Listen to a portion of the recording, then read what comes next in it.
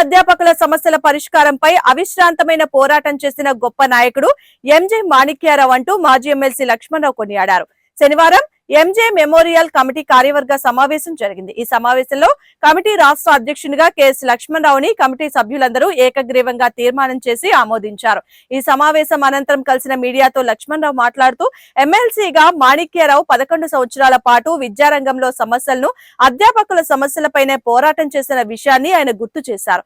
ఈ కమిటీ సారథ్యంలో విద్యారంగం, అధ్యాపక రంగం, సామాజిక రంగంలో జరుగుతున్న ప్రతి న్యాయమైన డిమాండ్ కోసం పోరాడతామని స్పష్టం చేశారు. ఈ కమిటీ సమావేశంలో ఏసీ కాలేజ్ ప్రిన్సిపాల్ తో పాటు పలువురు విద్యావేత్తలు పాల్గొన్నారు.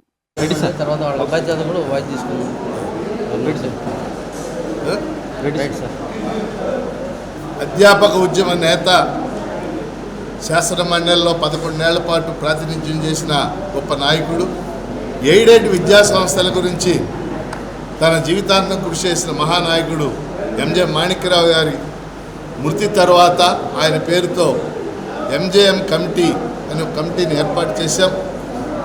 ఆ కమిటీ ఆధ్వర్యంలో ప్రతి ఏడు కూడా ఆయన పేరుతో మెమోరియల్ లెక్చర్స్ కండక్ట్ చేస్తూ ఉన్నాం.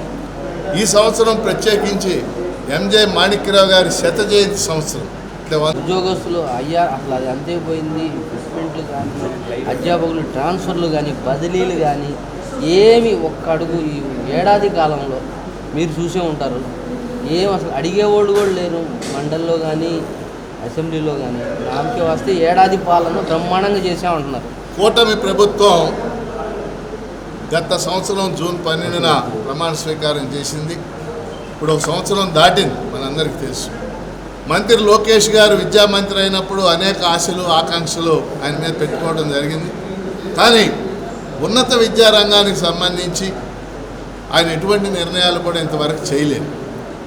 కళాశాలల గురించి కానీ, కళాశాలల అధ్యాపకుల సమస్యల గురించి కానీ, అలాగే కళాశాలలో అడ్మిషన్లు, ఇవాళ డిగ్రీ కళాశాలలో మేజర్ మైనర్ వివాదం జరుగుతుంది. 2 మేజర్లు పెడతామన్నారు, మళ్ళీ ఇప్పుడు 1 అంటున్నారు. అడ్మిషన్లు అయిపోతాయి, సమయం దాటిపోతా ఉంది. ఎటువంటి నిర్ణయాలు కూడా చేయలేదు. అట్లాగే ముఖ్యంగా ప్రభుత్వ కళాశాలల్లో కాంట్రాక్ట్ అధ్యాపకుల్ని పర్మనెంట్ చేయాలి.